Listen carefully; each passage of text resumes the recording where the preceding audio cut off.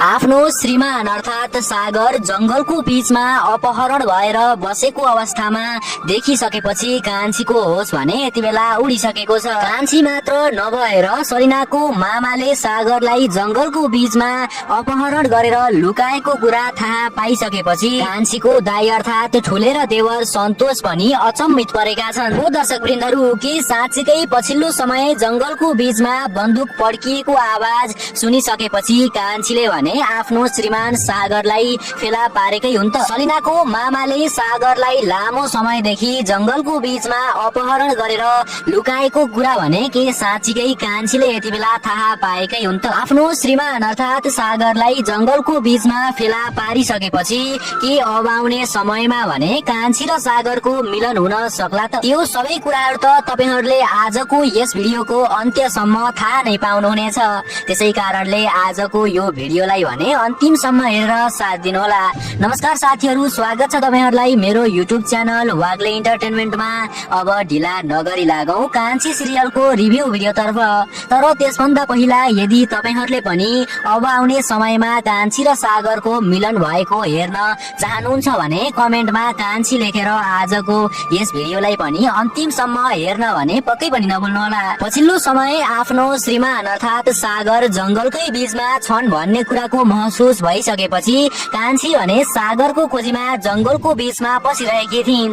त्यतिकै समयमा कान्छीले भने विभिन्न किसिमका जंगली जनावरहरूको सामना पनि गरिरहनु परेको थियो। सागरको खोजीमा जंगलको बीचमा पसेका कान्छीको दाइ अर्थात ठुले र देवर सन्तोष पनि जंगली जनावरहरूलाई देखिसकेपछि एकदमै धेरै डराइरहेका थिए। कान्छीको दाइ ठुलेले भने जंगली जनावरहरूलाई देखिसकेपछि सागरको खोजीमा निरन्तरता नदिनको निम्ति कान्छीलाई भने आग्रह गरिरहेका थिए।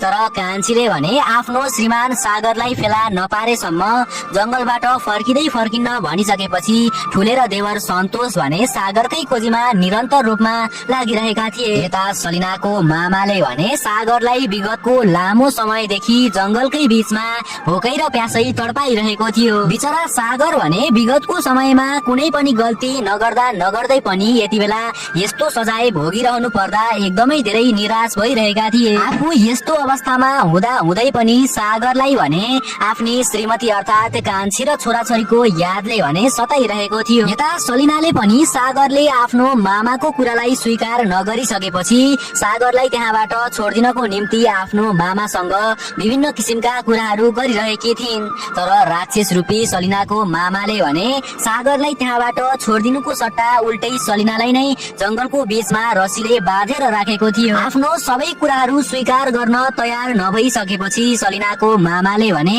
सलिनालाई मार्ने धम्की दिइरहेको थियो। विगतको समयमा मानव बेचबिखनको आरोपमा परेको सलिनाको मामाले भने आफूमाथि लागेका सबै आरोपहरू सागरमाथि लगाउने प्रयास गरिरहेको थियो। तर सागरले भने उक्त सलिनाको मामाको कुरा स्वीकार नगरिसकेपछि सागरलाई भने उक्त राक्षस रूपी सलिनाको मामाले अझै पनि विभिन्न किसिमका शारीरिक तथा मानसिक तनाव दिएर जंगलको बीचमा बाँधेर राखेको छ।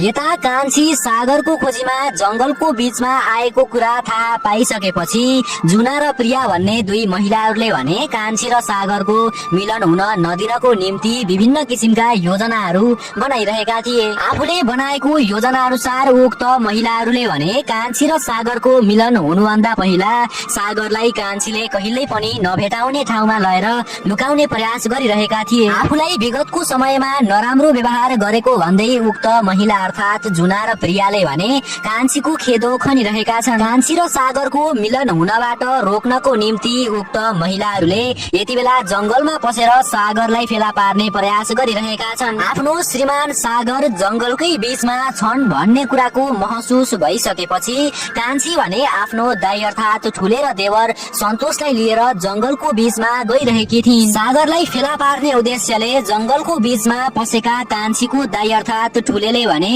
जंगलको बीचमा बाघलाई देखिसकेपछि एकदमै धेरै डराइरहेका थिए। जंगलको बीचमा बाघ जस्तो खतरनाक जनावरहरू देखिसकेपछि ठुलेको भने होस उडिसकेको थियो। तर कान्छीले भने हरेक समस्याहरूलाई झेलेर सागरको खोजीमा निरन्तरता दिने योजना बनाइरहेकी थिइन्। जति नै कठिन परिस्थिति आए तापनि सागरलाई फेला नपारेसम्म कान्छी भने जंगलको बीचबाट फर्किने वाला भने पक्कै पनि थिएनन्। यता यता सलिनाको मामाले भने सलिनालाई मार्ने धम्की दिइसकेपछि सागरले आफ्ना सबै कुराहरू स्वीकार गर्छ भन्ने योजना बनाएर सलिनालाई मार्ने धम्की दिइरहेको थियो। जुन कुरा सुनिसकेपछि सलिना र सागरको भने होस उडिसकेको थियो। आफ्नो निधारमा बन्दुक राखेर मार्ने धम्की दिइसकेपछि सलिना भने एकदमै धेरै डराइरहेकी थिइन्। तर सागरले भने जे भए तापनि आफूले उक्त कुरा स्वीकार नगर्ने कुरा सलिनाको मामासँग भनिसकेपछि सलिनाको मामाले भने रिसको झोकमा बन्दुकको गोली आकाशतर्फ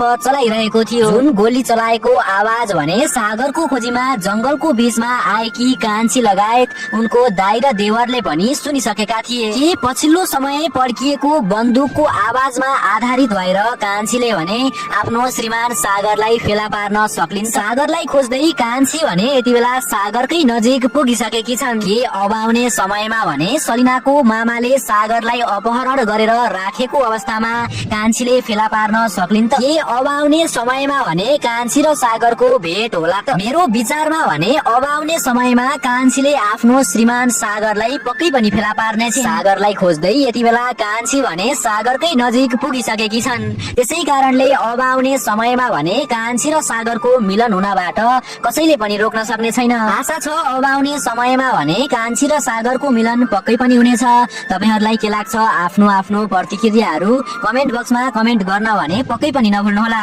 आजको लागि यति नै। म आगामी दिनहरुमा पनि यस्तै भिडियोहरु लिएर पक्कै पनि उपस्थित हुनेछु। त्यतिन्जेलसम्मलाई बिदा हुन चाहन्छु। सबैजना स्वस्थ अनि व्यस्त रहनुहोला। धन्यवाद।